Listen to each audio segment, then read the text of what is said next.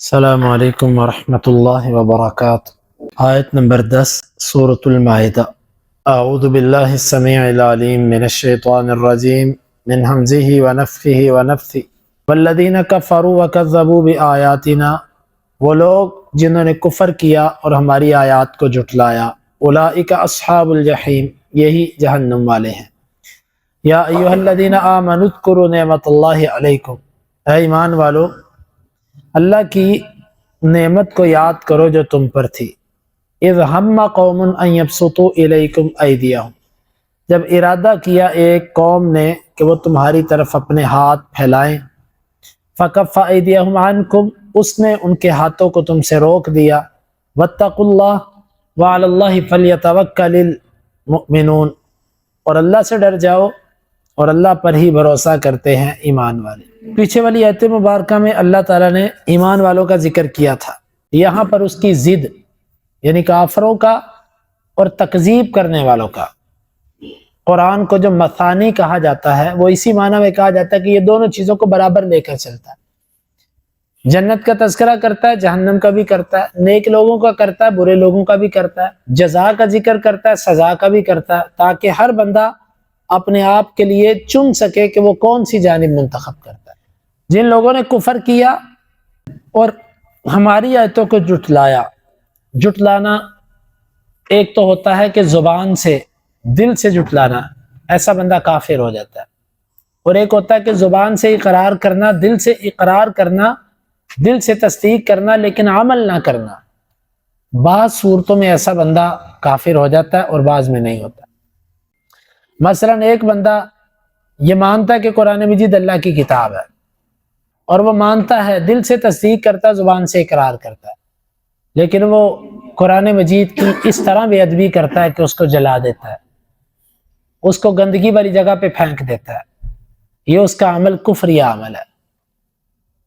اور اسی طرح ایک بندہ نماز نہیں پڑھتا، دل سے تصدیق کرتا ہے، زبان سے اقرار کرتا ہے۔ بہت سارے ائمہ محدثین بلکہ صحابہ کرام تقریباً اس بندے کو کافر کہتے ہیں۔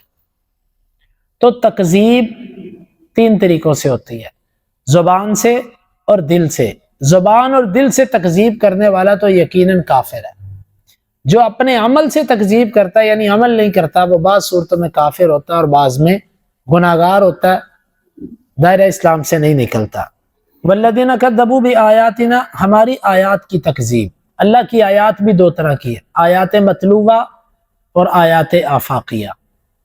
جن آیات کو ہم تلاوت کرتے ہیں یہ آیات مطلوبہ ہیں، جن کی تلاوت کی جاتی ہے، اور دوسری آیات ہیں اللہ کی نشانیاں، اس میں معجزات، اس میں زمین و آسمان اور دکھائی دینے والی ہر چیز کی نشانی، جس طرح وہ شاعر کہتا ہے وَفِي كُلِّ شَيْءٍ آیَةٌ تَدُلُّ عَلَىٰ أَنَّهُ وَاحِدٌ، ہر چیز کے اندر نشانی ہے جو بتلاتی ہے کہ وہ اللہ ایک ہے۔ یہ آیات ہیں، اللہ تعالیٰ نے ان آیات کو غور و فکر کی اب ان آیات کو اگر کوئی بندہ جھٹلاتا ہے، جھٹلانے کا مطلب وہ اللہ کی طرف نسبت نہیں کرتا، وہ کہتا ہے یہ کائنات خود ہی بنی ہے یار، یہ بارش، یہ سب نظام یہ خود ہی چلتا ہے، اللہ کی طرف نسبت نہیں کرتا، تو بندہ بھی اللہ کی آیتوں کو جھٹلاتا ہے۔ اولئک اصحاب الجحیم، یہ جہنم والے ہیں۔ یا ایھا الذین آمنوا اذکروا نعمت اللہ علیکم، اے ایمان والو اللہ کی جو نعمت ہے تم پر اسے یاد کرو۔ کل اس پر گفتگو ہو چکی، وہ نعمت آج جو ذکر کی جا رہی ہے وہ کیا؟ اذ ہم قوم ان یبسطوا الیکم ایدیہم فکف ایدیہم عنکم، ایک قوم نے تمہاری طرف ہاتھ بڑھانے چاہے، یعنی تم پر حملہ کرنا چاہا، اللہ نے ان کے ہاتھوں کو روک دیا۔ اس آیت کے تناظر میں مفسرین نے بہت سارے ایسے واقعات ذکر کیے ہیں۔ ان میں سے ایک واقعہ وہ ہے کہ جب آپ ایک درخت کے نیچے آرام فرما رہے تھے، سفر سے واپسی پر دوپہر کا وقت تھا، آپ نے فرمایا کہ آرام کر لیں، صحرا تھے، تو آپ کو پتا ہے صحرا میں کہیں کہیں پودا ہوتا ہے۔ جب آپ نے کیلولے کی اجازت دی تو صحابہ کرام میں سے ہر ایک کسی نہ کسی درخت کی چھاؤں کے نیچے آرام کرنے کے لیے بکھر گیا۔ اللہ کے نبی صلی اللہ علیہ وسلم بھی ایک درخت کے نیچے آ کے لیٹ گئے، کوئی پہرے دار نہیں ہے، کوئی محافظ نہیں ہے، بس آپ لیٹ گئے۔ ایک اعرابی آیا، آپ کی تلوار درخت کے ساتھ لٹکی ہوئی تھی، اسے تلوار پکڑ لی۔ اللہ کے نبی صلی اللہ علیہ وسلم سے کہنے لگا کہ میں یمنعک منی یا محمد، محمد صلی اللہ علیہ وسلم آپ کو میرے سے کون بچائے گا؟ آپ نے فرمایا کہ اللہ یمنعنی، مجھے اللہ بچائے گا۔ اسے 2-3 دفعہ کہا، آپ نے فرمایا اللہ بچائے گا مجھے تیرے سے۔ یہ ہوتا ہے توکل اور یقین۔ جب آپ نے 2 سے 3 دفعہ یہ کہا، اس کے ہاتھ کانپے، تلوار گر گئی، آپ نے پکڑ لی۔ آپ نے فرمایا میں یمنعک منی، اب تجھے میرے سے کون بچائے گا؟ یہ فرق ہوتا ہے مومن کا اور غیر مومن کا۔ وہ کہنے لگا انک لا تکافئ السیئۃ بالسیئۃ، آپ تو برائی کا بدلہ برائی سے نہیں دیتے۔ محمد صلی اللہ علیہ وسلم کی امت یاد کیجئے، ایک کافر گواہی دے رہا ہے کہ آپ تو برائی کا بدلہ برائی سے نہیں دیتے۔ آپ نے صحابہ کو آواز دی، صحابہ آ گئے، آپ نے فرمایا یہ ہوا ہے، اور آپ نے اسے کچھ نہیں کہا۔ تو اللہ تعالیٰ نے یہ آیت اتاری، اذ ہم قوم ان یبسطوا الیکم ایدیہم فکف ایدیہم عنکم، وہ چاہتا تھا کہ آپ کے اوپر ہاتھ بڑھائے۔ اور بعض روایت میں یہ آتا ہے کہ اس دیہاتی کو کفار نے بھیجا تھا جن کے محاصرے کے لیے آپ نکلے تھے، تو اللہ نے اس کے ہاتھوں کو روک دیا۔ اور ایک روایت یہ پیش کی جاتی ہے، نبی کریم صلی اللہ علیہ وسلم یہ یہود کے پاس گئے، ان سے معاہدہ تھا، مسلمانوں سے 2 بندے قتل ہو گئے حرمت والے مہینے میں، اور اس قبیلے کے بندے قتل ہوئے جن سے معاہدہ تھا۔ جب ایسے معاہدے والی قوم کے بندے مارے جاتے تو پھر دیت دے کر ان کو راضی کیا جاتا۔ تو اصول یہ ہوتا تھا جو جن کے آپس میں ایگریمنٹ اور معاہدے ہوتے تھے، وہ ایک نقصان اور ایک نفع میں شریک ہوتے تھے۔ مسلمانوں سے 2 بندے مارے گئے، آپ یہودیوں کے پاس گئے، کہا کہ بھئی ہم نے دیت دینی ہے، تم بھی ہمارے ساتھ تعاون کرو، کیونکہ تمہارا اور ہمارا معاہدہ ہے مدینے کے اندر۔ تو انہوں نے کہا ٹھیک ہے، وہاں سے اٹھے، آپس کے اندر مشورہ کیا، انہوں نے کہا کہ اس طرح کرتے ہیں، دیوار کے اوپر سے، چھت کے اوپر سے جا کر نعوذ باللہ اس پر پتھر پھینکتے ہیں، چکی کا پارٹ پھینکتے ہیں، بات ہی ختم ہو۔ یہ کیا آئے دن نئی مشکل پڑی رہتی ہے۔ یہ گئے، آپ صلی اللہ علیہ وسلم ہے، ابو بکر ہے، عمر ہے، وہ آپ کے ساتھ بیٹھے ہوئے دیوار سے ٹیک لگا کر، وہ انہوں نے پیچھے سے بندہ بھیجا، اللہ کے نبی صلی اللہ علیہ وسلم کو اللہ تعالیٰ نے اٹھا دیا وہاں سے، آپ اکیلے اٹھ کے آ گئے۔ ابو بکر اور عمر کو نہیں بلایا آپ نے، وہ بعد میں آیا آپ کے پیچھے۔ آپ نے آتے ساری لشکر تیار کیا اور آپ نے پھر ان کی ایسی کی تیسی کر دی۔ تو یہ وہاں پر یہ بھی شان نزول کے معاملے میں بعض مفسرین نے اس واقعے کو لکھا۔ اسی طرح بکری کا گوشت، زہر آلود بکری آپ کے سامنے رکھ دی گئی، آپ کھانے لگے لیکن بکری بول پڑی۔ اور اسی طرح اور واقعات، ایک مقام پر آپ کفار کا محاصرہ کیے ہوئے تھے، انہوں نے کہا کہ اس بندے پر تم حملہ کیوں نہیں کرتے، جب یہ نماز کا وقت ہو تو تم اس پر حملہ کر دو۔ اللہ تعالیٰ نے صلاۃ الخوف اتار دی۔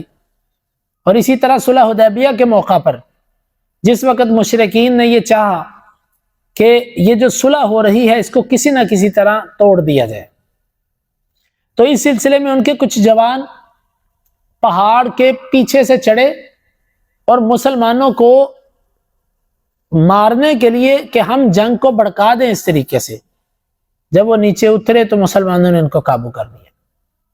تو یہ بہت سارے ایسے واقعات۔ الغرض اس آیت کو بیان کرنے کا مقصد ہے کہ فتح، اس کو تو ساری نعمت کہتے ہیں، مال غنیمت کا مل جانا، اس کو ساری اللہ کی نعمت کہتے ہیں، لیکن یہ بھی اللہ کی نعمت ہوتی ہے کہ اللہ نے دشمن کا وار خطا کر دیا، اللہ نے ان کا تم پر آج یہ دیکھیے اللہ تعالیٰ کی جو نعمت ہے مسلمان، یہ بہت بڑی نعمت ہوتی ہے، اللہ دشمن کے نشانے خطا کر دے، اللہ رب العالمین ان کے ہاتھوں کو تم سے روک دے، یعنی وہ جو بھی کرتے رہے وہ تم تک پہنچ نہ پائے۔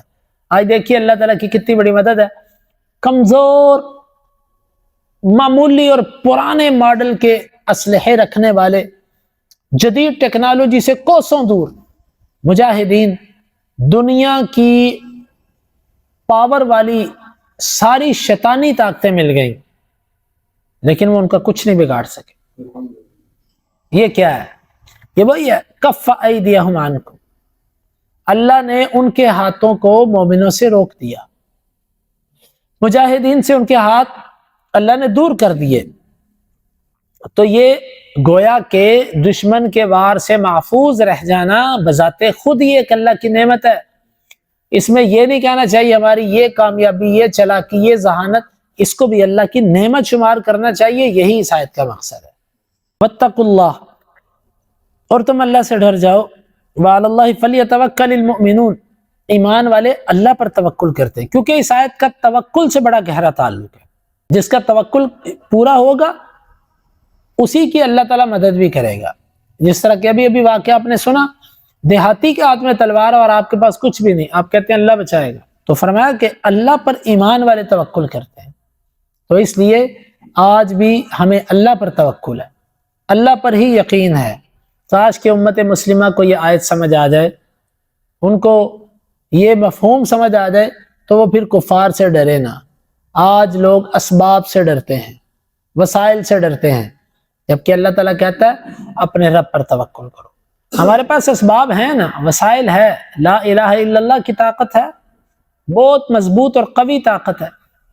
اس وقت امت مسلمہ جو صلاحیتیں رکھتی ہے، واللہ یہ صرف اور صرف آپس میں مل جائیں سب، اور کفار ساری اپنی ٹیکنالوجی ایک طرف لے آئیں، ایک طرف وہ ہو جائیں، ایک طرف مومن ہو جائیں، مسلمان ہو جائیں، اور جو کچھ ان کے پاس ہے وہ اکٹھا ہو جائے۔